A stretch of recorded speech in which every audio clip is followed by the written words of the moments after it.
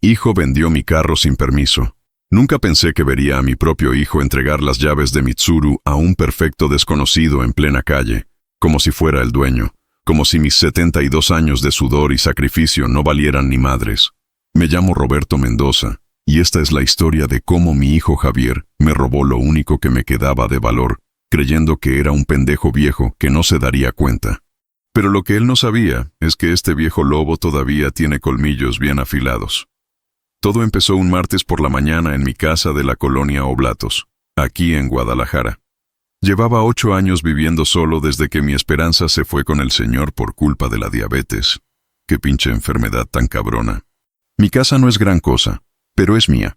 2 recámaras, un patio donde tengo mis plantas de tomate y chile, y un garaje donde guardaba mi orgullo y alegría, mi Nissan Tsuru 2010, blanco como las nubes, con apenas 120,000 kilómetros. Ese carro lo compré nuevo con mis ahorros de toda una vida trabajando como mecánico en el taller La Tuerca Feliz, de Don Chema. Me acuerdo perfecto del día que lo saqué de la agencia. Mi esperanza iba conmigo, toda emocionada, diciéndome: Roberto, por fin tenemos carro nuevo, ya no más peceras y camiones. Ese Tsuru nos llevó a Mazatlán en nuestras últimas vacaciones juntos, antes de que la enfermedad se la llevara. Pero la vida da muchas vueltas, y después de quedarme viudo, mi hijo Javier se apareció con su mujer Leticia y sus 2 chamacos, diciendo que venían a cuidarme, porque ya estaba muy grande para vivir solo. Al principio me dio gusto.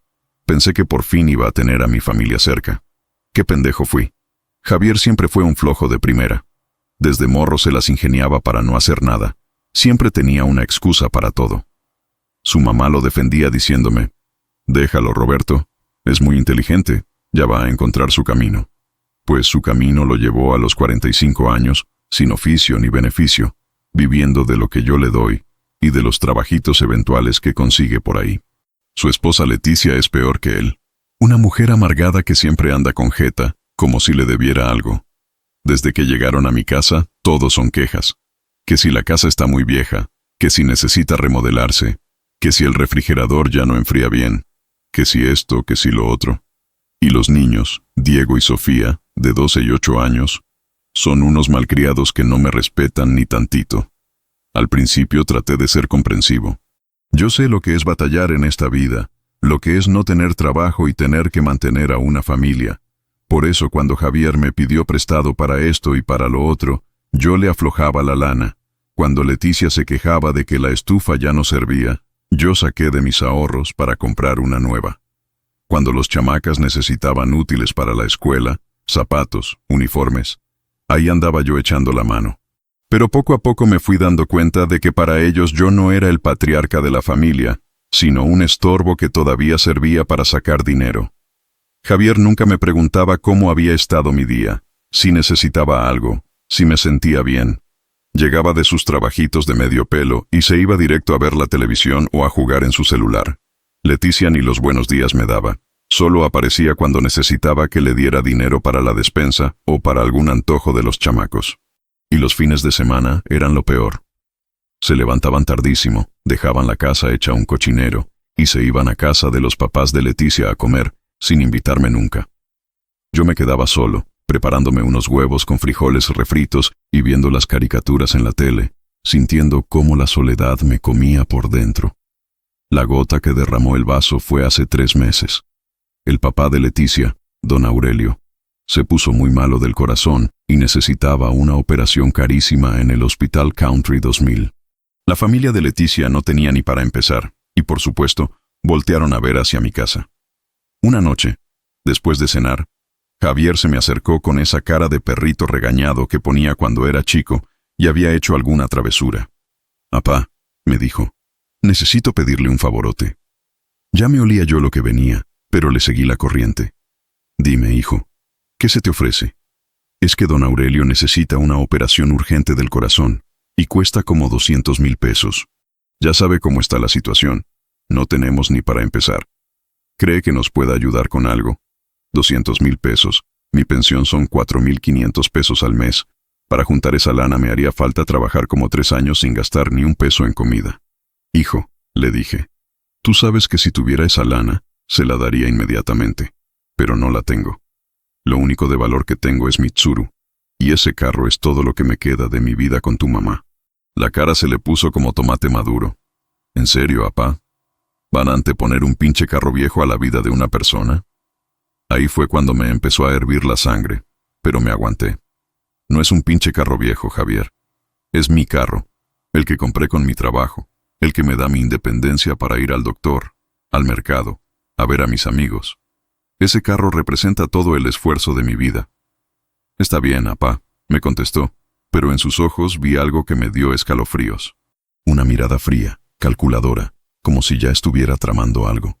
Desde ese día, el ambiente en la casa se puso más tenso. Javier y Leticia hablaban en voz baja cuando yo pasaba cerca, y se callaban cuando me acercaba. Los niños empezaron a tratarme todavía peor, como si les hubieran dicho que yo era un egoísta que no quería ayudar a su abuelito enfermo. Pero lo que más me dolía era la forma en que Javier me veía.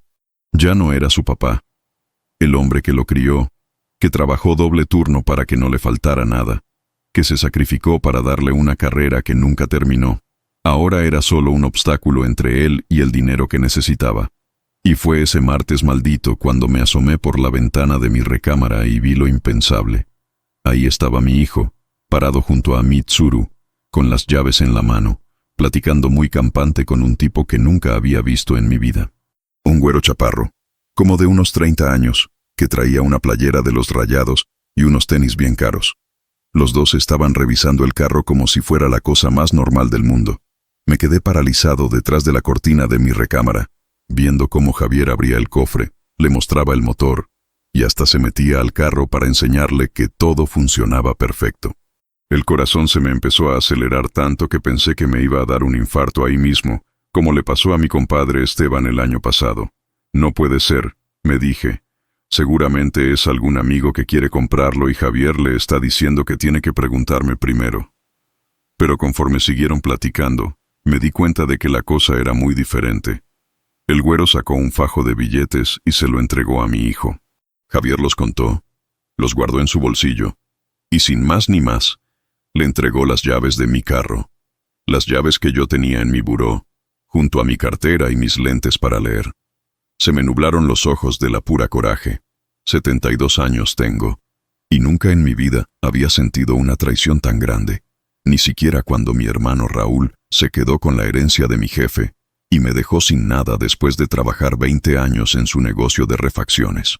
El tipo se subió a Mitsuru, prendió el motor, que ronroneó como siempre, porque yo lo mantenía como si fuera un Rolls Royce, y se fue por la calle Independencia como si nada. Mi carro, mi orgullo, mi último recuerdo tangible de mi esperanza, desapareciendo en el tráfico de Guadalajara. Javier se quedó parado en la banqueta, contando los billetes otra vez, con una sonrisa que me partió el alma. Después se guardó la lana en la bolsa del pantalón y se metió a la casa silbando «La Viquina», como si acabara de hacer la mejor negocio de su vida. Yo me senté en mi cama, temblando de coraje y de tristeza. ¿Cómo era posible que mi propio hijo me hiciera esto? ¿Cómo se atrevía a vender algo que no era suyo, algo que representaba toda mi vida de trabajo honrado? Me quedé ahí como media hora, tratando de procesar lo que había pasado. Por un momento pensé en bajar y enfrentarlo, gritarle todo lo que sentía, decirle que era un malagradecido y un ladrón. Pero algo me detuvo. Una vocecita en mi cabeza me dijo: «Roberto, no vayas de caliente. Este cabrón cree que ya ganó, pero tú tienes cartas que él ni siquiera sabe que existen». Y tenía razón esa vocecita. Porque resulta que yo no soy tan pendejo como mi hijo cree. Hace 2 años, cuando empezaron los robos de carros en la colonia, mi compadre Chuy me recomendó que le instalara un localizador GPS a Mitsuru. «Roberto», me dijo, «estos aparatitos cuestan una lana, pero si te roban el carro, puedes saber exactamente dónde está en cualquier momento. Además, como eres persona mayor, si te pasa algo y necesitas ayuda, tu familia puede ubicarte rápido». Al principio pensé que era una exageración, pero después de que a la vecina de enfrente le robaron su Chevy Spark en pleno día, decidí invertir en esa tecnología. Me costó 5,000 pesos instalar ese aparatito, que parece una cajita de cigarros y va escondido debajo del tablero. Funciona con una aplicación en el celular que me enseñó a usar mi nieta Sofía, antes de que se volviera una malcriada. Y había otra cosa que mi hijo no sabía. Yo nunca le di los papeles originales del carro. Lo que él tenía en sus manos era una copia que yo había sacado para los trámites del seguro. Los documentos originales, la factura, las placas, todo estaba en mi caja fuerte, que tengo escondida en mi closet desde que mi Esperanza enfermó, y empezamos a guardar ahí los papeles importantes. Pero lo más importante de todo, el carro todavía estaba a mi nombre. Javier nunca se molestó en cambiar la propiedad, probablemente porque eso cuesta dinero y trámites, y ya sabemos cómo le hace a esas cosas mi hijo. Mientras estaba sentado en mi cama, planeando mi siguiente movida, escuché voces en la cocina. Bajé despacito para escuchar qué estaban tramando. Ya está hecho, le decía Javier a Leticia. Le saqué 80,000 pesos. No está mal para un carro de esa antigüedad. ¿80,000 nada más?, le contestó ella. Yo creí que valía más. Mujer, ese carro ya tiene 14 años. Además necesitábamos la lana rápido para la operación de tu papá. No había tiempo para buscar mejor precio. ¿Y tu papá qué va a decir cuando se dé cuenta? Pues ¿qué va a decir? ¿Ya qué? Al rato le platicamos que necesitábamos el dinero para una emergencia y ya. Total, él ya está muy grande para andar manejando. Le vamos a hacer un favor quitándole esa responsabilidad. Tienes razón, dijo Leticia. Además, nosotros somos los que vivimos aquí y lo cuidamos. Es justo que él contribuya con algo para la familia. En ese momento entendí todo. Para ellos yo no era el papá, el abuelo, el dueño de la casa. Era una carga, un anciano estorboso que tenía cosas de valor que ellos podían usar cuando se les antojara. En sus cabezas ya habían decidido que todo lo mío era de ellos, incluyendo mi dignidad. Me regresé a mi cuarto y cerré la puerta. Saqué mi celular, un Samsung sencillito que me regaló Javier el año pasado, probablemente lo más generoso que había hecho conmigo en años, y abrí la aplicación del GPS. Ahí estaba Mitsuru, moviéndose por las calles de Guadalajara. Según la pantallita, estaba en la colonia americana, cerca del Hospital del Carmen. El aparato me decía que iba a velocidad moderada. Probablemente el nuevo dueño lo estaba llevando a su casa para enseñárselo a su familia. Me quedé viendo la pantalla como hipnotizado. Ahí estaba la prueba de que mi carro seguía existiendo, de que no todo estaba perdido. Ese puntito verde que se movía por el mapa era mi esperanza, mi oportunidad de demostrarle a mi hijo que todavía no estaba acabado. Pero primero tenía que ser inteligente. No podía actuar de caliente como un chavillo. Tenía que planear bien mi jugada, porque sabía que solo tendría una oportunidad de hacer las cosas bien. Me levanté, fui a mi closet y saqué la caja fuerte de donde la tenía escondida, atrás de mis trajes buenos que ya casi no uso. La abrí con la combinación que solo yo me sé, 150852, la fecha de nacimiento de mi Esperanza. Ahí estaban todos los papeles. La factura original del Tsuru, la tarjeta de circulación, el comprobante de que el seguro estaba pagado y vigente, y lo más importante, el título de propiedad que claramente decía, propietario, Roberto Mendoza García. También saqué mi credencial del INAPAM, mi identificación oficial, y todos los comprobantes de los pagamentos del carro que había hecho en la agencia hace 14 años. Todo estaba en regla, todo me respaldaba legalmente. Guardé todos los documentos en una carpeta y la escondí en mi buró. Después volví a checar la aplicación del GPS. Mitsuru ya estaba estacionado en una casa de la colonia americana, en la calle Chapultepec, cerca del parque. Sonreí por primera vez en mucho tiempo. Mi hijo creía que me había ganado, pero la partida apenas estaba empezando. Esa noche no pude dormir ni 5 minutos. Cada vez que cerraba los ojos veía la cara de satisfacción de Javier cuando recibió el dinero, como si acabara de resolver todos sus problemas a costa de mi patrimonio. Pero también pensaba en mi siguiente jugada, y eso me mantenía despierto con una mezcla rara de nervios y emoción. A las 5 de la mañana me levanté y puse la cafetera. Me preparé un café bien cargado, de esos que mi Esperanza decía que me iban a matar del corazón, y me senté en la mesa de la cocina a planear todo bien planeadito. Lo primero que hice fue checar otra vez la aplicación. Mitsuru seguía en el mismo lugar, en esa casa de la colonia americana. Seguramente el tipo que lo compró estaba durmiendo tranquilo, creyendo que había hecho un buen negocio. Si supiera el lío en el que se había metido sin querer. Mientras tomaba mi café, escuché que Javier se levantó para ir al baño. Después regresó a su cuarto y siguió durmiendo como si nada. Leticia tampoco se movía de la cama. Los chamacas tendrían que salir para la escuela hasta las 7. Aproveché esa tranquilidad para ir a mi recámara y sacar toda la documentación que necesitaba. La revisé papel por papel, asegurándome de que todo estuviera en orden. También busqué el número de teléfono de mi sobrino Raúl, el hijo de mi hermano, que trabaja como ministerio público en el centro de Guadalajara. Raúl y yo no nos hablábamos mucho desde que su papá se murió hace 3 años, pero siempre fue un muchacho correcto. Estudió Derecho en la Universidad de Guadalajara y desde hace 10 años trabaja en la Procuraduría. Si alguien me podía orientar sobre los aspectos legales de mi situación, era él. A las 7 en punto le marqué a su celular. Me contestó medio dormido. «¿Tío Roberto? ¿Qué pasó? ¿Está bien?» «Hola, mijo. Perdóname que te hable tan temprano, pero tengo un problemón y necesito tu consejo legal». «Dígame, tío, ¿qué se le ofrece?» Le platiqué toda la situación sin omitir ningún detalle. Cómo Javier había vendido mi carro sin mi permiso. Cómo había falsificado mi autorización. Cómo yo tenía toda la documentación legal que comprobaba que el vehículo era mío. Y cómo tenía forma de localizarlo gracias al GPS. Raúl se quedó callado unos segundos después de que terminé de contarle todo. «Tío», me dijo finalmente, «lo que hizo mi primo es un delito federal. Se llama fraude equiparado y robo. Podría ir a la cárcel por varios años.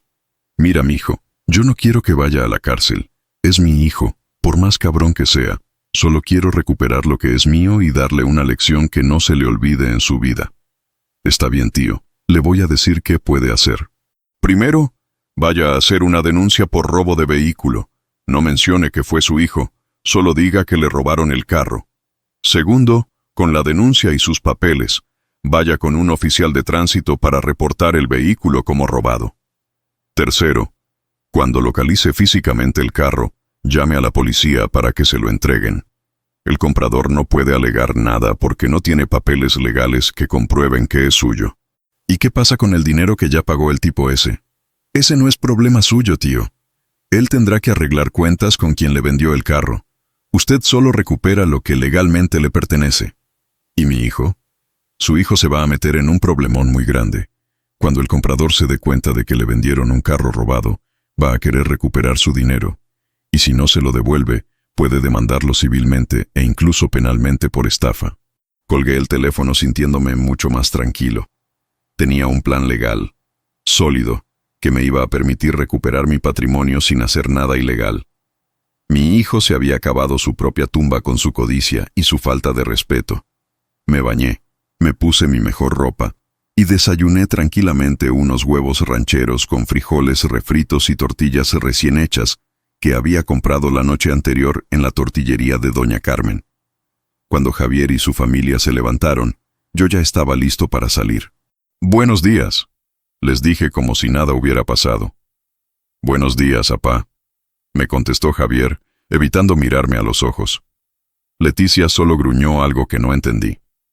«Voy a salir un rato a hacer unos trámites», les dije. «Regreso en la tarde. ¿Necesita que lo acompañe?», me preguntó Javier, seguramente sintiendo un poquito de culpa. «No, gracias, hijo. Puedo solito». Me subí al camión en la esquina de mi casa y me fui directo al Ministerio Público del centro de Guadalajara. El edificio es una construcción vieja, medio fea, pero ahí es donde se hace justicia en esta ciudad. La fila estaba larguísima, pura gente con problemas similares al mío. Me tocó esperar como 2 horas, pero no me importó. Llevé un libro de cuentos de Juan Rulfo para entretenerme, y además tenía toda la paciencia del mundo. Cuando por fin me tocó mi turno, me atendió una licenciada muy amable, como de 40 años. «Buenos días, señor. ¿En qué lo puedo ayudar?» «Buenos días, licenciada. Vengo a denunciar el robo de mi vehículo». Le mostré todos mis papeles: identificación, comprobante de domicilio, factura original del carro, tarjeta de circulación, todo en regla. La licenciada revisó cada documento cuidadosamente. «¿Cuándo se dio cuenta del robo?», me preguntó. «Ayer en la mañana. Salí de mi casa y ya no estaba en el garage. ¿No vio a ninguna persona sospechosa rondando su domicilio?» «No, licenciada. Fue muy extraño. Normalmente mi carro está muy seguro. La licenciada capturó toda la información en su computadora, me tomó declaración oficial y me entregó una copia de la denuncia con el número de expediente. Señor Mendoza, con esta denuncia ya puede ir a tránsito para reportar el vehículo como robado. También le recomiendo que se comunique con su compañía de seguros. Muchas gracias, licenciada. Una pregunta. Si yo localizo mi carro, ¿qué debo hacer? Llame inmediatamente a la policía. No trate de recuperarlo usted solo, podría ser peligroso. Los oficiales se encargarán de todo el procedimiento legal. Salí del Ministerio Público sintiéndome como un general que acababa de ganar la primera batalla de la guerra. Tenía la denuncia en mi poder. El primer paso estaba completado. Mi siguiente parada fue la Oficina de Tránsito del Estado de Jalisco, en la Avenida Alcalde. Ahí el trámite fue más rápido. El oficial revisó mi denuncia, verificó mis documentos y capturó el reporte de vehículo robado en el sistema estatal. Señor, me dijo, a partir de este momento, si cualquier policía de Jalisco detecta su vehículo en la calle, lo va a detener automáticamente. También va a aparecer en el Sistema Nacional de Vehículos Robados. ¿Y si el que lo tiene trae papeles falsos? No importa, los papeles originales son estos que usted me está mostrando. Cualquier otro documento es apócrifo. Regresé a mi casa como a las 3 de la tarde. Javier y Leticia estaban viendo televisión en la sala. Los chamacas habían llegado de la escuela y estaban comiendo en la cocina. ¿Cómo le fue, apá?, me preguntó Javier. Muy bien, hijo. Resolví todos mis pendientes. Me fui a mi cuarto, saqué mi celular y volví a revisar la aplicación del GPS. Mitsuru seguía en el mismo lugar. Era hora de la siguiente fase de mi plan.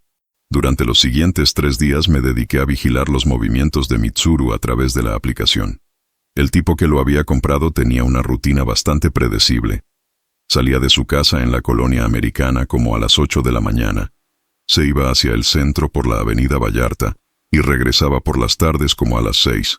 Los primeros 2 días el carro se quedaba estacionado en un edificio de oficinas cerca del Mercado San Juan de Dios. El tercer día cambió la rutina y se fue hacia la zona de Tlaquepaque, donde se quedó toda la mañana en lo que parecía ser un taller mecánico.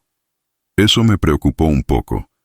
¿Y si el tipo estaba pensando en modificar el carro, cambiarle las placas, o hacer algo que complicara mi recuperación? Decidí que era hora de acelerar mi plan. El jueves por la mañana, después de que Javier se fue a buscar trabajo, o eso decía, le marqué a mi compadre Evaristo, que había sido policía municipal durante 30 años antes de jubilarse. Evaristo y yo nos conocíamos desde la primaria. Habíamos crecido juntos en el barrio de Santa Tere, y sabía que podía confiar en él. ¿Qué tal, Roberto? ¿Cómo has estado, hermano? Ahí la llevo, compadre. Oye, necesito un favor muy especial. ¿Tienes todavía contactos en la corporación? Claro que sí. ¿Qué se te ofrece? Le expliqué toda la situación con mi carro, pero sin mencionar que había sido Javier quien lo había vendido. Le dije que me lo habían robado, pero que tenía forma de localizarlo exactamente. No manches, Roberto. ¿En serio tienes un GPS en tu carro? ¡Qué moderno te has vuelto! Las cosas como están de peligrosas, compadre. Uno tiene que protegerse. Órale pues, déjame hablar con el comandante Herrera, que fue mi alumno cuando yo estaba en la academia. Él anda a cargo del sector centro. Si me das la ubicación exacta, podemos coordinar un operativo para recuperar tu unidad. Te lo agradezco un chingo, Evaristo, pero necesito que sea discreto. No quiero que esto se vuelva un show. Descuida, hermano. Esto se maneja entre puros profesionales. Quedamos de vernos esa misma tarde en el Parque Morelos para ultimar detalles. Mientras tanto, yo seguí monitoreando Mitsuru. El aparatito me indicaba que seguía en el taller de Tlaquepaque. Como a las 2 de la tarde, el carro se empezó a mover otra vez. Salió de Tlaquepaque, tomó la carretera hacia Chapala y se detuvo en lo que parecía ser una gasolinera. Ahí se quedó como 20 minutos, probablemente llenando el tanque. Después regresó hacia Guadalajara, pero no fue directo a la casa del comprador. Se desvió hacia la colonia del Valle. Se estacionó frente a lo que parecía ser una casa particular, y ahí se quedó un buen rato. Esto ya se estaba poniendo interesante. El tipo estaba usando mi carro para sus asuntos personales, como si fuera el legítimo propietario. Cada kilómetro que le ponía a Mitsuru me daba más coraje. A las 5 de la tarde me fui al Parque Morelos a encontrarme con Evaristo. Lo vi sentado en una banca leyendo el periódico, vestido con su guayabera azul de siempre y sus guaraches de cuero. «¿Qué tal, compadre?», le dije mientras me sentaba a su lado. «Ahí andamos, Roberto. Ya hablé con Herrera. Dice que sí te puede ayudar, pero necesita que le lleves toda la documentación que compruebe que el carro es tuyo». «La tengo toda en regla. Factura original, tarjeta de circulación, denuncia por robo, todo». «Perfecto. También me pidió que le confirmaras la ubicación exacta donde está ahorita el vehículo». Saqué mi celular y revisé la aplicación. Mitsuru había regresado a la casa de la colonia americana y estaba estacionado enfrente. «Aquí está», le dije mostrándole la pantalla. «Calle Chapultepec, número 1847, Colonia Americana». Evaristo apuntó la dirección en un papelito. «Herrera dice que puede hacer el operativo mañana en la mañana, como a las 10. Él va a llegar con 2 patrullas, va a tocar en la casa y le va a pedir al que tenga el carro que presente los documentos. Como no los va a tener, o va a tener papeles falsos, se va a llevar el vehículo al corralón para investigación». «¿Y yo qué tengo que hacer?». «Tú llegas después con todos tus papeles, demuestras que eres el propietario legítimo y te entregan tu carro. Así de fácil. ¿Y el tipo que lo compró?». «Ese ya es su problema, compadre. Él tendrá que arreglar cuentas con quien se lo vendió. La autoridad no se mete en esos asuntos civiles». Nos despedimos y regresé a mi casa sintiendo que todo estaba saliendo perfecto. Al día siguiente iba a recuperar Mitsuru y mi dignidad. Esa noche cené con Javier y su familia como si nada pasara. Leticia había hecho unos chiles rellenos que la verdad estaban muy buenos. Los chamacas estaban más tranquilos que de costumbre, tal vez porque habían notado que el ambiente en la casa estaba menos tenso. «¿Cómo te fue hoy, hijo?», le pregunté a Javier. «Bien, apá. Anduve viendo unas oportunidades de trabajo en el centro. Parece que va a haber una plaza en el gobierno municipal». «Qué bueno, mijo. Espero que te salga». Mentiroso. Sabía perfectamente que no había estado buscando trabajo. Probablemente se había ido a gastar parte del dinero de mi carro en quién sabe qué pendejadas. Después de cenar me fui a mi cuarto y volví a revisar la aplicación. Mitsuru seguía en el mismo lugar. Mañana iba a ser un gran día. No pude dormir muy bien esa noche, no porque estuviera nervioso, sino porque estaba emocionado. Hacía mucho tiempo que no sentía esa adrenalina, esa sensación de que algo importante estaba a punto de pasar. Me levanté temprano. Me bañé. Me puse mi mejor camisa y mis pantalones de vestir. Desayuné tranquilamente unos huevos con machaca y frijoles, y como a las 9:30 salí de la casa. «¿A dónde va tan elegante, apá?», me preguntó Javier. «Tengo una cita médica en el Seguro Social», le mentí. «Capaz que llego tarde». Tomé el camión hacia el centro y de ahí otro hacia la colonia americana. Quería llegar antes que los policías para ver todo el operativo desde una distancia prudente. Llegué a la calle Chapultepec, como a las 10 menos cuarto. Mitsuru estaba ahí, estacionado enfrente del número 1847. Una casa de 2 pisos pintada de amarillo con una reja negra. Se veía exactamente igual que cuando Javier me lo quitó, lo cual me tranquilizó. Al menos el tipo no le había hecho modificaciones raras. Me quedé esperando en la esquina, escondido detrás de un puesto de elotes, desde donde podía ver todo sin que me vieran.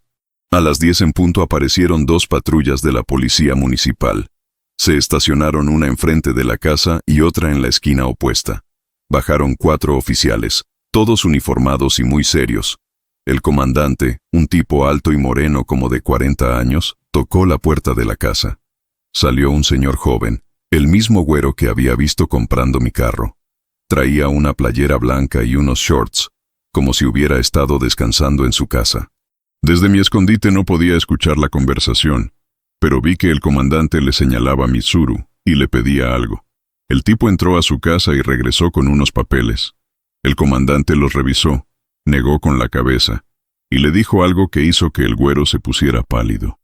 Después de eso, los policías se llevaron a Mitsuru en una grúa que habían llamado.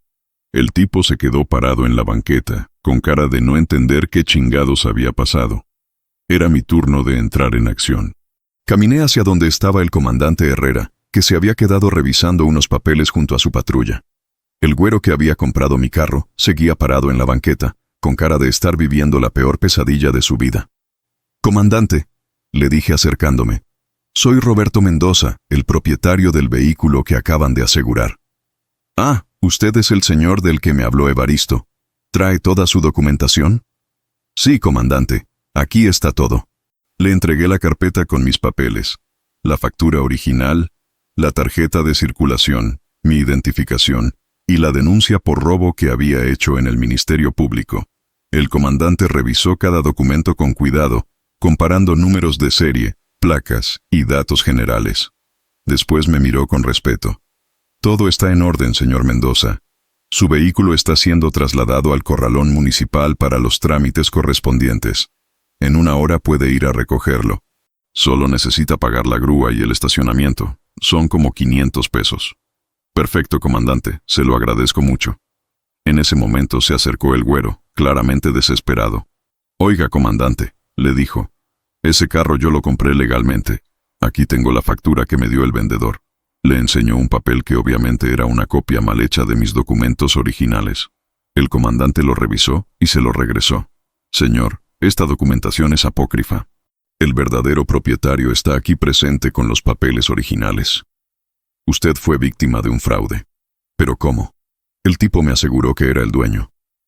Hasta me enseñó la casa donde vivía con el carro. Ahí fue cuando entendí toda la magnitud de la traición de Javier. No solo había vendido mi carro, sino que se había hecho pasar por el dueño. Probablemente hasta llevó al comprador a mi propia casa para demostrar que vivía ahí. ¿Podría describirme a la persona que le vendió el vehículo?, le preguntó el comandante al tipo. Sí, era un hombre como de 45 años, moreno, medio barrigón, traía bigote. Me dijo que se llamaba Roberto Mendoza, igual que en los papeles. Me quedé helado. Javier había usado mi nombre para estafar a este pobre diablo. La cosa era peor de lo que imaginaba. ¿Y dónde fue la transacción?, siguió preguntando el comandante. En la colonia Oblatos, en una casa de la calle Francisco Briner, Madero. El tipo me enseñó el carro, me dejó manejarlo 1 cuadra, y ahí mismo me lo vendió. Me pareció gente honesta. La colonia Oblatos, mi colonia. Javier había llevado al comprador a nuestro barrio para darle más credibilidad a su mentira. Probablemente hasta le enseñó mi casa desde afuera, diciéndole que ahí vivía. Señor, le dijo el comandante al güero, usted tiene que poner una denuncia por fraude contra la persona que le vendió el vehículo. Nosotros no podemos hacer nada en ese aspecto. Eso ya es un asunto civil. ¿Y mi dinero? Le pagué 80,000 pesos. Tendrá que recuperarlo del defraudador. La corporación solo se encarga de regresar los vehículos robados a sus legítimos propietarios. El tipo se veía devastado. Me dio un poco de lástima, pero también me confirmó que había hecho lo correcto. Si no actuaba, Javier seguiría estafando gente usando mi nombre y mi reputación. El comandante me dio un papel con la dirección del corralón y los horarios de atención. Nos despedimos y yo me fui hacia el centro a esperar que pasara la hora para ir por Mitsuru. Aproveché el tiempo para comer unos tacos de carnitas en el Mercado Libertad. Mientras comía, pensaba en cómo iba a manejar la situación con Javier. Ya tenía mi carro de vuelta, pero faltaba la parte más importante, que él entendiera las consecuencias de sus actos. A la 1 de la tarde llegué al corralón municipal. Era un lugar grande, con decenas de carros estacionados en filas perfectas.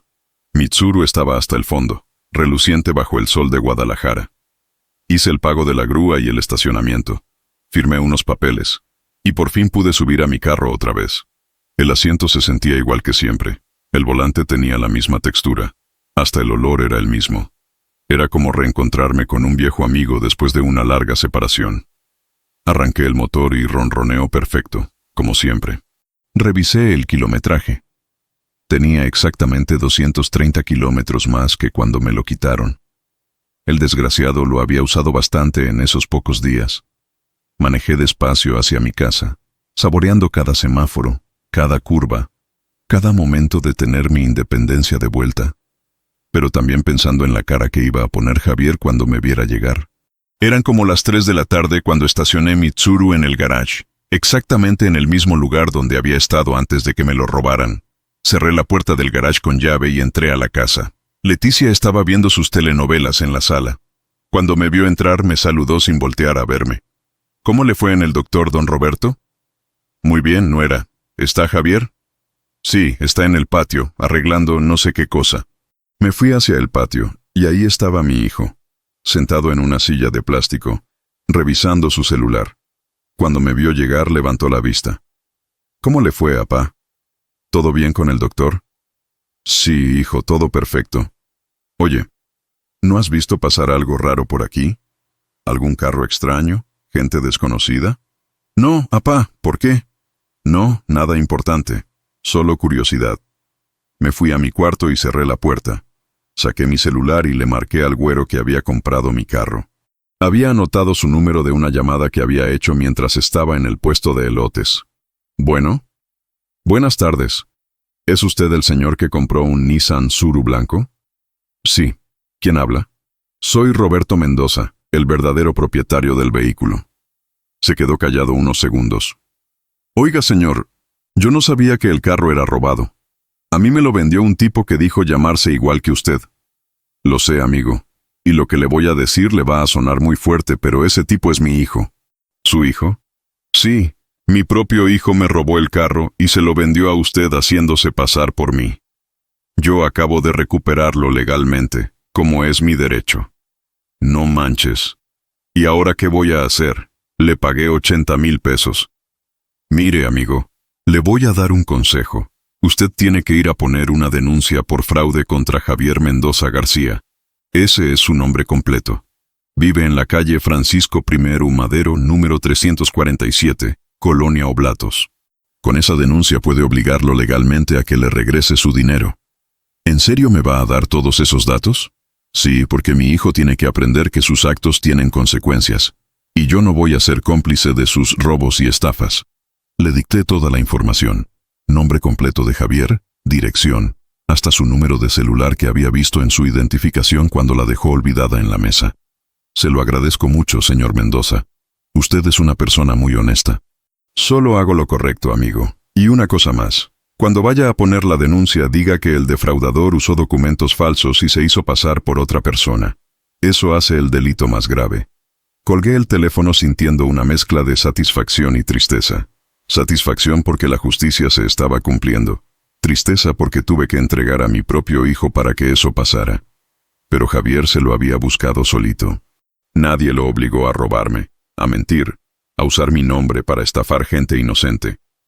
Todo esto era consecuencia de sus propias decisiones. Los siguientes días fueron los más raros de mi vida. Javier actuaba como si nada hubiera pasado, siguiendo con su rutina normal. Levantarse tarde, desayunar lo que Leticia le preparaba, salir supuestamente a buscar trabajo y regresar por las tardes a ver televisión. Pero yo notaba cosas que antes no veía. La forma en que evitaba mirarme directo a los ojos, cómo cambiaba de tema cuando yo hablaba de salir en el carro, y sobre todo, la manera nerviosa en que revisaba su celular cada 5 minutos, como si estuviera esperando una llamada importante. Lo que él no sabía era que esa llamada ya estaba en camino. El viernes por la mañana, mientras desayunábamos, me puse a hablar de mis planes para el fin de semana. Oiga, hijo, ¿no le gustaría que fuéramos a Chapala el domingo? Podríamos llevarnos a los chamacas, comer una mojarra frita, pasar un rato agradable en familia. Javier casi se atraganta con su café. ¿A Chapala?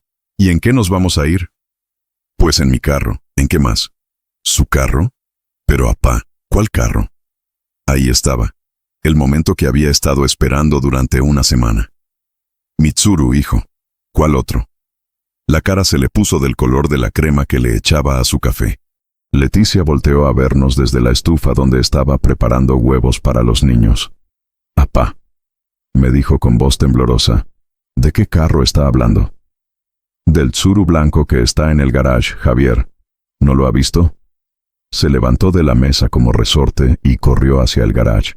Lo seguí caminando tranquilamente. Cuando abrió la puerta y vio mi carro ahí, perfectamente estacionado, se quedó paralizado como si hubiera visto un fantasma. ¿Cómo? ¿Cuándo? ¿Qué pedo? ¿Qué tiene de raro, hijo? Es mi carro, en mi garage, en mi casa. ¿Pero qué, Javier? Lo vi tragar saliva. Sus manos temblaban mientras tocaba la carrocería del Tsuru, como para confirmar que no era una alucinación. Nada, apá. Solo que me pareció raro porque no lo había visto en unos días. Ah, es que lo llevé al taller para una afinación. Ya sabe cómo es esto de mantener los carros viejos en buen estado. ¿Al taller? Sí, con mi compadre Chema. Hasta le puse GPS nuevo, imagínese. Ahora puedo saber exactamente dónde está mi carro en cualquier momento. La palabra GPS lo hizo palidecer todavía más. Se dio la vuelta y se metió a la casa sin decir nada. Leticia estaba esperándolo en la cocina, con cara de preocupación. ¿Qué pasó, Javier? ¿Por qué tienes esa cara? Nada, vieja.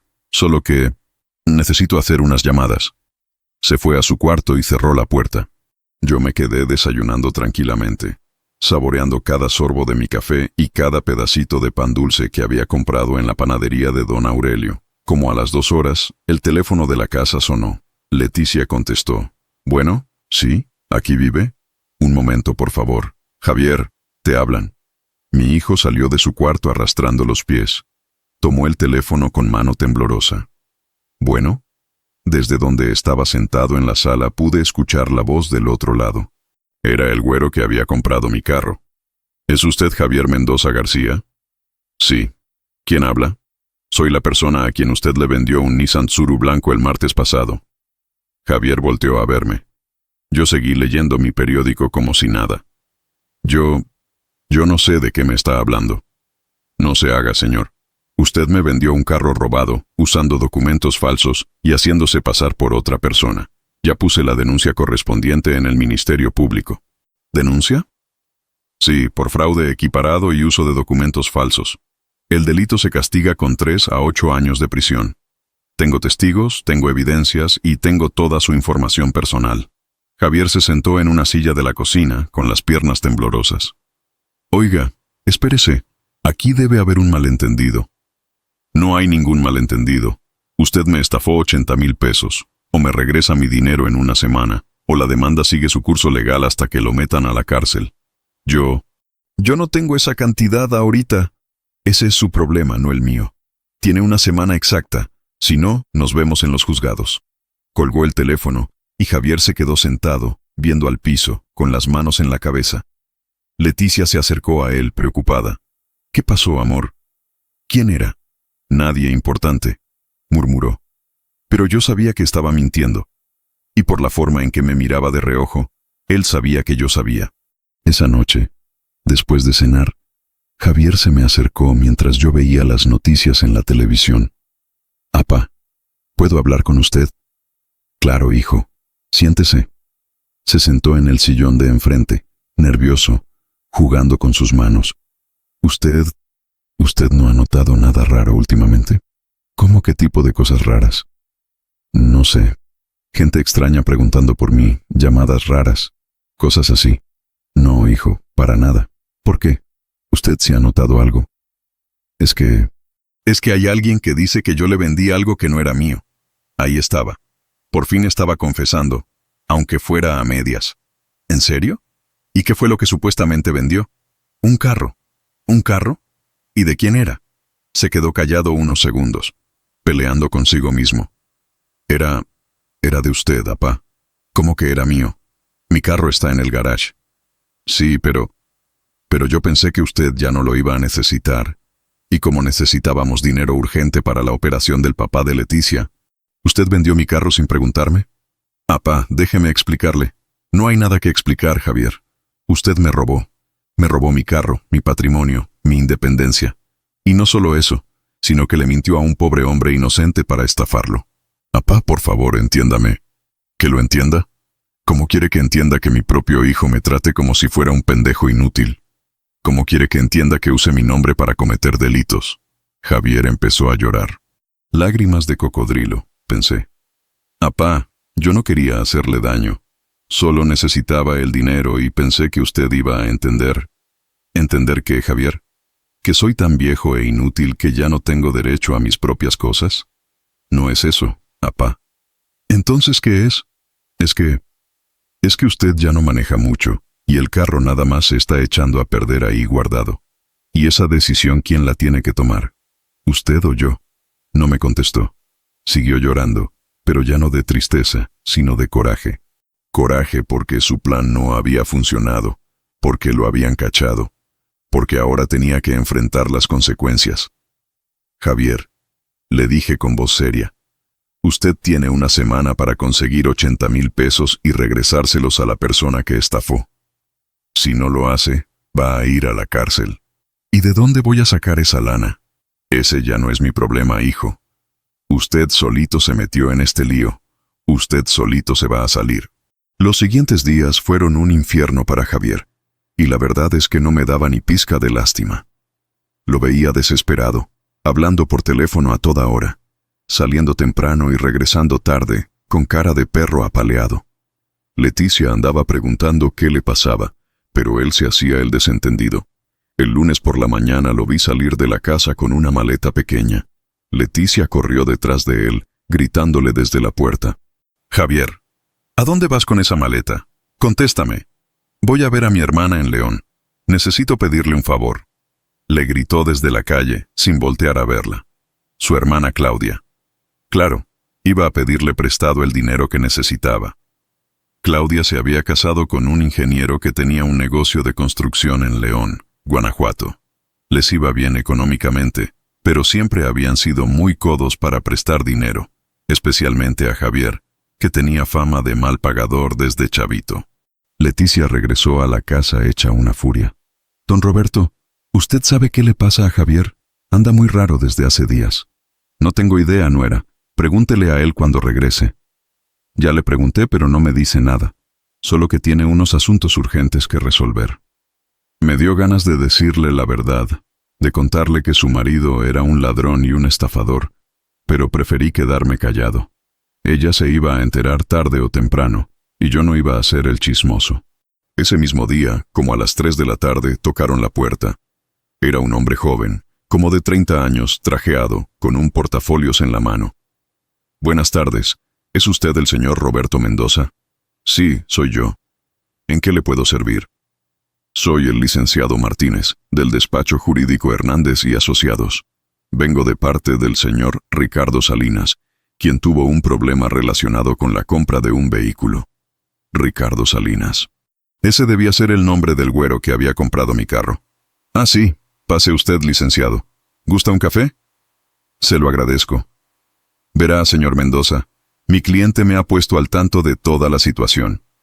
Sabemos que usted es la víctima principal en este asunto y que su hijo fue quien cometió el fraude». «Así es, licenciado.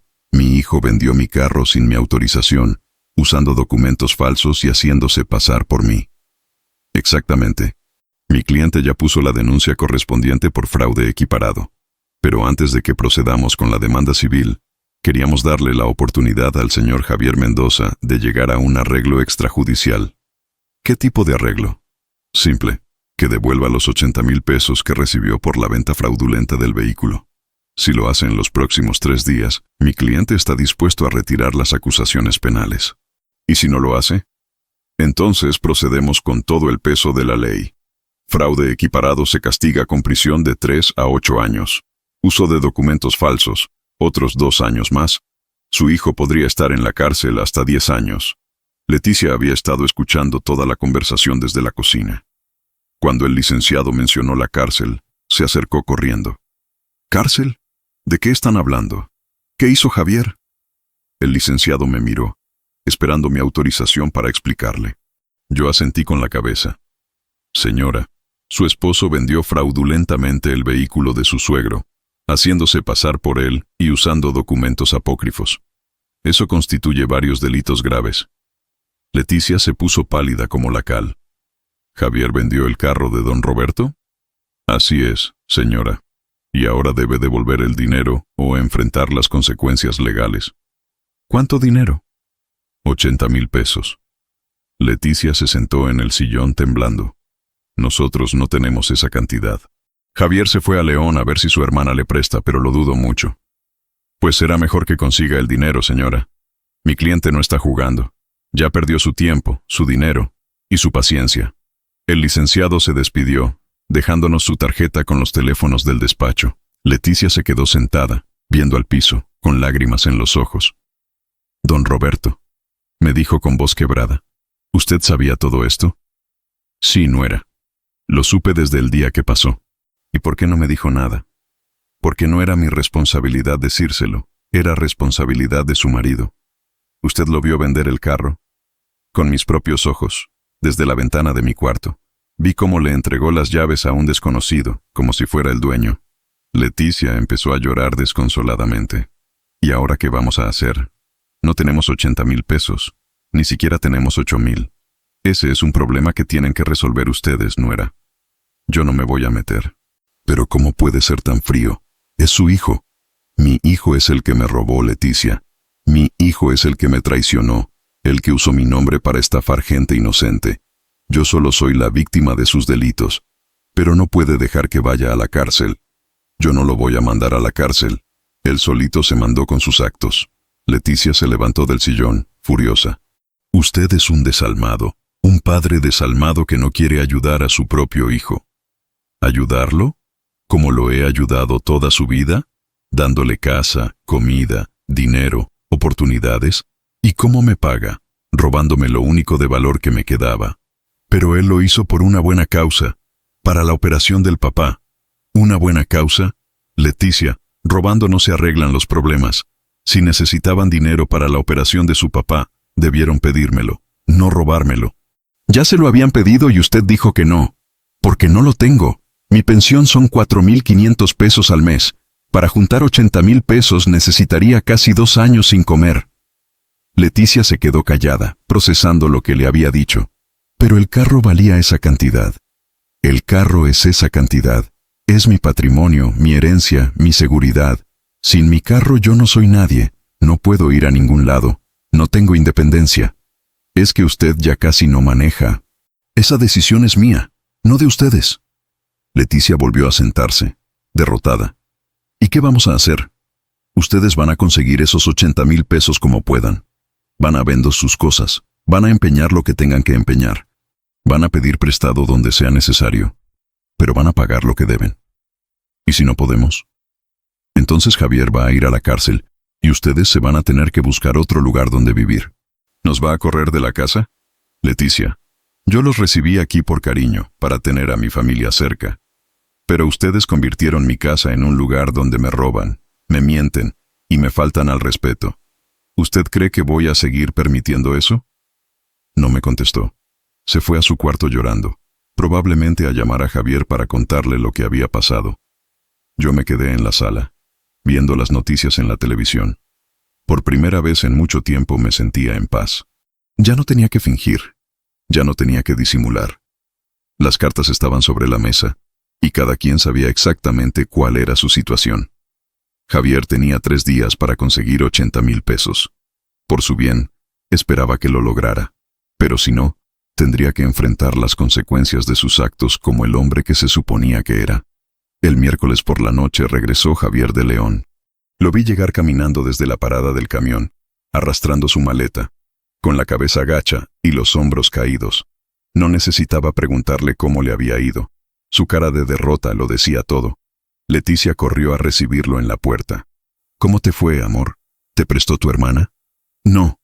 Fue todo lo que dijo antes de sentarse en el sillón de la sala, con la cara entre las manos. ¿Cómo que no? ¿Le explicaste bien la situación? Le expliqué todo, Leticia. Le dije que era vida o muerte, que me podían meter a la cárcel, que necesitaba el dinero urgentemente. ¿Y qué te dijo? Que por qué no se lo había pedido prestado a mi papá desde el principio, en lugar de andarle robando sus cosas. Esa respuesta me sorprendió. Claudia siempre había sido la más inteligente de mis hijos, pero nunca pensé que fuera tan directa. ¿Le dijiste que don Roberto ya nos había dicho que no? Sí, pero ella me contestó que mi papá no tenía por qué vender su carro para resolver nuestros problemas familiares, que el papá de Leticia no era responsabilidad de él. ¿Y entonces?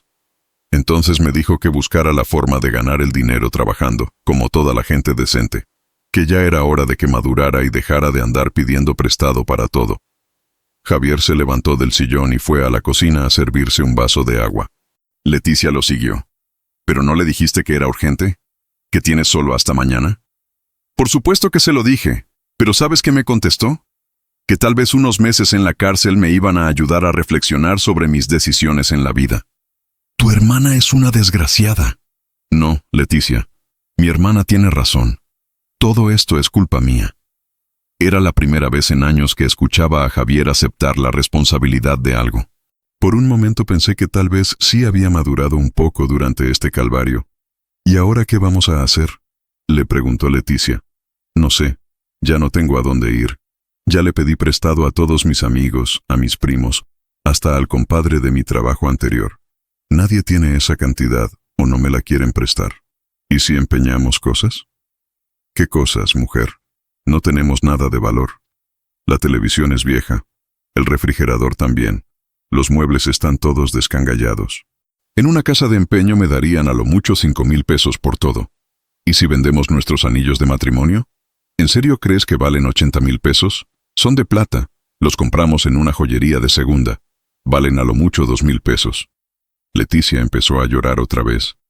¿Entonces ya no hay nada que hacer? No lo sé, Leticia. No lo sé.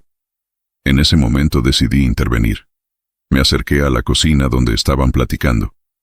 Javier, le dije, necesitamos hablar usted y yo, a solas. Leticia nos miró a los dos. ¿No puedo estar presente? No, nuera. Esto es entre mi hijo y yo. Está bien, apá, dijo Javier con voz resignada. Vamos a su cuarto. Nos fuimos a mi recámara y cerré la puerta. Javier se sentó en la orilla de mi cama. Yo me quedé parado frente a él. Hijo, mañana se le acaba el plazo. Ya lo sé, apá. ¿Conseguiste el dinero? No. Ya no sé qué hacer. ¿Está dispuesto a ir a la cárcel? No quiero ir a la cárcel, apá. Tengo 2 hijos que mantener, una esposa. ¿Qué va a pasar con ellos si me encierran? Debió haber pensado en eso antes de robárseme el carro. Ya sé que me equivoqué, ya sé que la cagué, pero ¿qué quiere que haga ahora? ¿Que me ponga a llorar? ¿Que me tire al suelo a pedirle perdón? No, Javier. Quiero que entienda que sus actos tienen consecuencias, que no puede andar por la vida robando y estafando, esperando que alguien más resuelva sus problemas. ¿Entonces me va a dejar que vaya a la cárcel? Yo no lo voy a mandar a ningún lado, pero tampoco lo voy a salvar de las consecuencias de lo que hizo. Javier se quedó callado unos minutos. Después me miró con lágrimas en los ojos. Apá, usted me odia. No lo odio, hijo, pero estoy muy decepcionado, muy lastimado.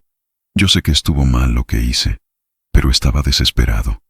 El papá de Leticia se estaba muriendo y no sabía de dónde sacar el dinero. ¿Y por qué no me explicó la situación completa? ¿Por qué no me enseñó los estudios médicos, los presupuestos del hospital, todo lo que necesitaba para entender que era realmente urgente? Porque sabía que usted iba a decir que no. ¿Cómo sabía? ¿Me dio la oportunidad de decidir? No, pero... No, Javier. Usted decidió por su cuenta que yo era un egoísta, que no iba a ayudar, que mis cosas eran de ustedes, y actuó en consecuencia. ¿Hubiera dicho que sí? No lo sé. Tal vez habríamos encontrado otra solución. Tal vez habríamos vendido el carro juntos, de común acuerdo, para que fuera legal. Tal vez habríamos buscado otras alternativas. ¿En serio? En serio. Pero ahora ya nunca lo vamos a saber, porque usted decidió robarme en lugar de confiar en mí. Javier empezó a llorar en serio. Apá, perdóneme. Perdóneme por todo. Por robársele el carro, por mentirle, por faltársele al respeto todos estos años. ¿Todos estos años? Sí, apá. Ya sé que no lo he tratado bien, que lo veo como si fuera un estorbo, que solo me acuerdo de usted cuando necesito algo. Sé que soy un mal hijo. Era la primera vez que Javier admitía todo eso. Era la primera vez que se veía realmente arrepentido, no solo por haber sido descubierto, sino por el daño que había causado. ¿Y qué piensa hacer al respecto? No sé. Si voy a la cárcel, no voy a poder hacer nada. Pero si no voy, quiero cambiar. Quiero ser el hijo que usted merece. Javier, ya es muy tarde para cambiar el pasado. Pero tal vez no sea muy tarde para cambiar el futuro. ¿Qué quiere decir? Me senté junto a él en la cama. Hijo, yo tengo una propuesta que hacerle. Pero antes necesito que me conteste una pregunta con toda honestidad. Dígame, ¿en verdad está arrepentido? ¿O solo está asustado porque lo cacharon? Javier se quedó pensando un buen rato antes de contestar. Las dos cosas, apá. Estoy asustado, sí, pero también estoy arrepentido. Me di cuenta de que usted no es mi enemigo. Es mi papá, el hombre que me crió, que trabajó toda su vida para darme lo que necesitaba, y yo le pago robándole. Y si yo lo ayudo a salir de este problema, ¿usted está dispuesto a cambiar realmente? ¿Me va a ayudar? Depende de su respuesta. Sí, apá, estoy dispuesto a cambiar. Completamente. Está bien. Esta es mi propuesta. Mi propuesta es la siguiente. Le dije a Javier mientras lo miraba directo a los ojos. Yo voy a pagar esos 80,000 pesos para que usted no vaya a la cárcel. La cara se le iluminó como niño en mañana de Navidad. ¿En serio, apá? Déjeme terminar, le dije levantando la mano. Yo voy a pagar, pero con condiciones muy específicas. Y si no las cumple al pie de la letra, usted se va de esta casa inmediatamente, y no quiero volver a verlo en mi vida. La sonrisa se le borró de la cara. Dígame cuáles son las condiciones. Primera, usted y su familia se van a mudar de mi casa en un mes exacto. Van a buscar su propio lugar, van a hacer su propia vida, van a resolver sus propios problemas. Pero apá, no hay peros. Segunda condición, usted me va a pagar esos 80,000 pesos trabajando. Va a conseguir un empleo formal, de tiempo completo, y me va a dar el 50% de su sueldo cada quincena hasta que salde la deuda completa. ¿El 50%? El 50%. La otra mitad es para que mantenga a su familia mientras buscan dónde vivir. Tercera condición. Nada de préstamos, nada de fiestas, nada de gastos innecesarios hasta que me pague el último peso. Javier se quedó pensando. ¿Y si no consigo trabajo inmediatamente? Entonces busca 2 trabajos de medio tiempo, o se pone a vender tacos en la esquina, o lo que sea necesario. Pero tiene que empezar a pagarme desde la primera semana después de que yo resuelva su problema legal. ¿Cuánto tiempo tengo para pagarle todo? Dependiendo de cuánto gane. Si consigue un trabajo de 8,000 pesos al mes, me daría 4,000 quincenales, que son 8,000 mensuales. Estaría pagándome en 10 meses. Si gana menos, tardará más. Si gana más, tardará menos. ¿Y si por alguna razón no puedo pagarle alguna quincena? Entonces considero que rompió el trato, y yo mismo voy a la policía a denunciarlo por robo agravado. Y le aseguro que con mi testimonio y todas las evidencias que tengo, se va a quedar varios años en la cárcel. Javier tragó saliva. ¿Y la cuarta condición? ¿Cómo sabe que hay cuarta condición? Porque lo conozco, apá. Usted nunca hace las cosas a medias. Tenía razón. Lo conocía bien. Cuarta condición. Respeto total hacia mi persona. Nada de groserías, nada de malas caras, nada de hacer como si yo fuera un estorbo. Mientras vivan en mi casa, me van a tratar como lo que soy, el dueño de esta casa y el patriarca de esta familia. Eso está bien, apá. Acepto todas las condiciones. ¿Está seguro? Porque una vez que yo pague ese dinero, no hay vuelta atrás. O cumple todo lo que me está prometiendo, o se atiene a las consecuencias. Estoy seguro. Acepto todo. Muy bien. Mañana temprano vamos juntos al banco. Voy a sacar los 80,000 pesos de mis ahorros. ¿Los tiene en el banco? Los tengo, hijo. Su papá no es tan pobre como ustedes creen. Durante 40 años de trabajo ahorré cada peso que pude. Tengo mis reservas para emergencias. ¿Y esto cuenta como emergencia? Esto cuenta como la última oportunidad que le doy para que demuestre que puede ser un hombre de palabra. Javier se levantó de la cama y me abrazó. Gracias, apá. No lo voy a defraudar. Eso espero, hijo. Porque si me defrauda, va a ser la última vez. Salimos de mi cuarto y nos encontramos a Leticia esperando en la sala, mordiéndose las uñas de los nervios. ¿Y? ¿Qué decidieron? Tu suegro me va a prestar el dinero, le dijo Javier. ¿En serio? Gracias, don Roberto. Muchas gracias. No me den las gracias todavía, nuera. Es un préstamo, no un regalo. Y viene con condiciones muy específicas. Le explicamos todo el trato a Leticia. Conforme le íbamos contando las condiciones, su cara de alegría se fue transformando en preocupación. ¿Nos tenemos que mudar en un mes? Así es, le dije. Ya es hora de que hagan su propia vida. ¿Y Javier va a tener que darle la mitad de su sueldo? Hasta que pague los 80,000 pesos completos. Pero ¿cómo vamos a vivir con solo la mitad del sueldo? Ese ya es problema de ustedes, nuera. Debieron pensarlo antes de meterse en este lío. Leticia se veía preocupada, pero no se atrevió a protestar. Sabía que era la única opción que tenían para evitar que Javier fuera a la cárcel. Al día siguiente, temprano en la mañana, Javier y yo fuimos al banco. Saqué 80,000 pesos de mi cuenta de ahorros, dinero que había juntado peso por peso durante décadas, pensando que sería para mis gastos médicos cuando fuera más viejo, o para dejarles una herencia a mis hijos cuando me muriera. De ahí nos fuimos directo al despacho del licenciado Martínez. El abogado nos recibió en su oficina, una sala pequeña pero elegante, con libros de leyes hasta el techo y diplomas colgados en las paredes.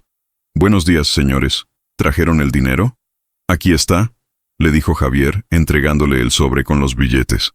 El licenciado contó el dinero cuidadosamente, separándolo en montoncitos de 5,000 pesos.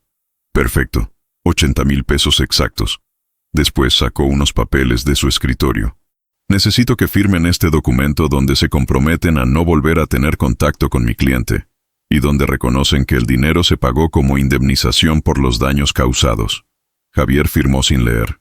Yo también firmé como testigo. «¿Y la denuncia penal?», preguntó Javier. «Mi cliente va a ir esta tarde al Ministerio Público a retirarla. El asunto queda cerrado legalmente». Salimos del despacho y caminamos hacia la parada del camión en silencio. Javier se veía aliviado, pero también preocupado. «¿En qué está pensando, hijo?» «En todo lo que tengo que hacer ahora, conseguir trabajo, buscar casa, empezar a pagarle. Se siente muy pesado. La vida es pesada, Javier. Eso es lo que nunca ha entendido. No se vale andar flotando como globo, esperando que otros resuelvan sus problemas». «Ya sé, apá, ya entendí». «Espero que sí, porque esta es su última oportunidad de demostrárselo a usted mismo y a su familia». Llegamos a la casa como a las 12 del día. Leticia nos estaba esperando con una comida especial: mole con pollo, arroz rojo, frijoles de la olla y tortillas recién hechas. Se había esmerado para celebrar que el problema se había resuelto. «¿Cómo les fue?», nos preguntó mientras servía los platos. «Todo resuelto», le dijo Javier. «Ya no hay problema legal». «Qué bueno. Ahora podemos estar tranquilos». «No tan tranquilos», le dije. «Ahora empieza lo difícil. Mañana Javier tiene que empezar a buscar trabajo, y ustedes tienen que empezar a buscar dónde vivir». «¿En serio nos tenemos que ir, don Roberto? ¿No podemos quedarnos un poquito más?». Un mes no era, ni un día más. Después de comer me fui a mi cuarto a descansar. Había sido una mañana agotadora, tanto física como emocionalmente. Pero me sentía en paz. Había hecho lo correcto. Había salvado a mi hijo de la cárcel, pero también le había enseñado que sus actos tenían consecuencias. Los siguientes días iban a ser interesantes. Iba a ver si Javier realmente había aprendido la lección, o si solo estaba actuando hasta que se le pasara el susto. Pero por primera vez en mucho tiempo, tenía esperanza de que mi hijo se han pasado 6 meses desde aquel día que cambió todo en mi familia, y puedo decir con orgullo que tomé la decisión correcta. A veces la vida te pone pruebas muy duras para ver si realmente tienes el valor de defender tu dignidad, y yo pasé esa prueba con la frente en alto. Javier cumplió su palabra, para sorpresa de todos, incluyendo la mía. Al segundo día, después de resolver el problema legal, ya estaba tocando puertas buscando trabajo. Consiguió empleo en una fábrica de textiles en el sur de la ciudad, un trabajo pesado pero honrado, donde gana 12,000 pesos al mes. Cada quincena, religiosamente, me entrega los 6,000 pesos que me debe. Al principio pensé que no iba a aguantar. Javier nunca había sido constante en nada, siempre buscaba la salida fácil para todo. Pero algo cambió en él después de verse tan cerca de la cárcel. Tal vez fue el miedo, tal vez fue vergüenza, o tal vez finalmente maduró. Sea lo que sea, ahora es un hombre diferente. Se mudaron al mes exacto, como habíamos acordado. Encontraron una casita pequeña en la colonia Tetlán, de 2 recámaras, con un patio chiquito donde Leticia puso sus plantas. No es gran cosa, pero es suya. Javier me dice que por primera vez en su vida se siente orgulloso de pagar su propia renta, de mantener a su familia con su propio esfuerzo. Los niños, Diego y Sofía, al principio estaban muy enojados conmigo. Pensaban que yo era el malo de la película por haber corrido a sus papás de mi casa. Pero Javier habló con ellos, les explicó la situación, y ahora me visitan los domingos. Hasta me traen dibujos que hacen en la escuela, y Diego me ayuda a regar mis plantas de tomate en el patio. Leticia tardó más en entender, pero al final también lo aceptó. Al principio me echaba miradas de rencor cuando venían de visita, como si yo fuera el culpable de todos sus problemas. Pero poco a poco se dio cuenta de que su esposo había cambiado para bien, que ahora era más responsable, más maduro, más presente en la casa. La semana pasada hasta me agradeció por haber sido tan duro con ellos. Mi casa volvió a ser mía. Volví a sentir paz en mi propio hogar. Ya no tengo que aguantar caras largas, quejas constantes, o la sensación de ser un estorbo en mi propia sala. Puedo ver mis programas de televisión sin que nadie proteste. Puedo comer a las horas que se me antojen. Puedo invitar a mis amigos a jugar dominó los sábados por la tarde. Mitsuru sigue siendo mi orgullo y alegría. Cada domingo salgo a dar una vuelta, a veces al centro, a veces a Tlaquepaque, a veces hasta Chapala a comer pescado. Lo mantengo impecable, como siempre. La semana pasada le cambié las llantas y le puse tapetes nuevos. Ese carro me va a durar hasta que me muera, y cuando eso pase, va a ser herencia para mis nietos, no para quien se lo quiera robar. El GPS sigue instalado, por si las moscas. Ya aprendí que en esta vida uno nunca sabe cuándo van a venir las traiciones, hasta de la propia familia. Mi relación con Javier es mucho mejor ahora. Ya no es la relación forzada de antes, donde él fingía respeto para seguir viviendo de gorra en mi casa. Ahora es una relación de hombre a hombre, de igual a igual. Cuando viene a visitarme me trata con cariño genuino, me pregunta cómo he estado, platicamos de sus planes para el futuro, me cuenta que quiere ahorrar para comprar la casita donde viven ahorita. El dueño se la quiere vender en 150,000 pesos, y ya lleva ahorrados como 20,000. A ese paso, en 2 años va a tener su propia casa. También me dice que quiere poner un negocito de reparación de electrodomésticos, que siempre se le dio bien arreglar cosas. De los 80,000 pesos que le presté, ya me ha pagado 42,000. Si sigue cumpliendo como hasta ahora, en 4 meses más va a estar completamente saldado. Y la verdad, ya no me importa tanto recuperar ese dinero. Lo que más me importa es haber recuperado a mi hijo, haberlo visto convertirse en el hombre que siempre supe que podía ser. Ayer, domingo, vino toda la familia a comer. Leticia hizo cochinita pibil, los niños jugaron en el patio después de comer, y Javier y yo nos sentamos en el portal a platicar mientras tomábamos cerveza y veíamos pasar la gente. «Apá», me dijo de repente, «quiero agradecerle por todo lo que hizo». «¿Por qué, hijo?» «Por no dejar que me fuera a la cárcel, pero también por no dejar que me saliera gratis. Usted me salvó, pero también me enseñó a salvarme yo mismo. Era lo que tenía que hacer, mijo». «No, apá. Muchos papás habrían hecho una de dos. O me hubieran dejado ir a la cárcel para darme una lección, o me habrían pagado todo sin condiciones para protegerme. Usted encontró el punto medio perfecto. ¿Se arrepiente de algo?» «Sí, de muchas cosas. De haberle robado su carro, de haberlo tratado mal todos estos años, de haber desperdiciado tanto tiempo siendo un huevón. Pero no me arrepiento de lo que pasó después, porque eso me cambió la vida». «A mí también me cambió, hijo». «¿En qué?» «Me enseñó que nunca es demasiado tarde para poner límites, para defender lo que es mío, para exigir respeto. Durante muchos años pensé que por ser viejo tenía que aguantar todo, tolerar todo, aceptar que me pisotearan con tal de tener a mi familia cerca. ¿Y ya no piensa eso?» «Ya no. Ahora sé que el respeto se gana, pero también se exige, y que a veces hay que estar dispuesto a perder algo para no perderlo todo». Javier se quedó callado un rato, viendo hacia el patio donde sus hijos jugaban fútbol con una pelota vieja. «¿Sabe qué es lo que más me da orgullo ahora, apá?» «¿Qué?» «Que mis hijos me ven trabajar, que me ven salir todas las mañanas a chingarle, que me ven llegar cansado pero satisfecho. Diego el otro día me dijo que cuando sea grande quiere trabajar como yo, en una fábrica. Antes eso me habría dado tristeza, pero ahora me da orgullo». «¿Por qué?» «Porque significa que entiende que el trabajo honrado es digno, que no hay nada malo en trabajar con las manos, que lo importante no es tener un trabajo elegante, sino tener un trabajo honesto». En ese momento entendí que mi hijo realmente había cambiado. El Javier de antes habría visto el trabajo en la fábrica como algo temporal, como un mal necesario mientras encontraba algo mejor. Este Javier nuevo lo veía como una fuente de orgullo, como la base de su nueva vida. Cuando se fueron esa noche, después de ayudarme a recoger la mesa y lavar los trastes, me quedé sentado en mi sala viendo las noticias. pero no podía concentrarme en la televisión. Estaba pensando en todo lo que había pasado, en todas las decisiones que había tomado, en cómo habían resultado las cosas. Me acordé de mi esperanza, de lo que me habría dicho si hubiera estado viva para ver todo esto. Probablemente me habría regañado por ser tan duro con Javier, pero al final habría estado orgullosa de ver cómo resultó todo.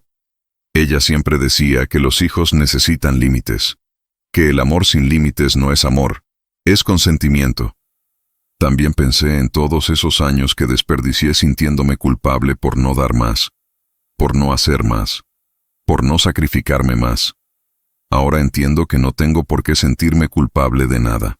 Cumplí como padre, trabajé toda mi vida para darles lo mejor que pude a mis hijos. Y cuando llegó el momento de decidir entre mi dignidad y su comodidad, elegí mi dignidad. Y fue la decisión correcta. Porque al final del día, un hombre puede perder muchas cosas en la vida: dinero, trabajo, salud, hasta familia.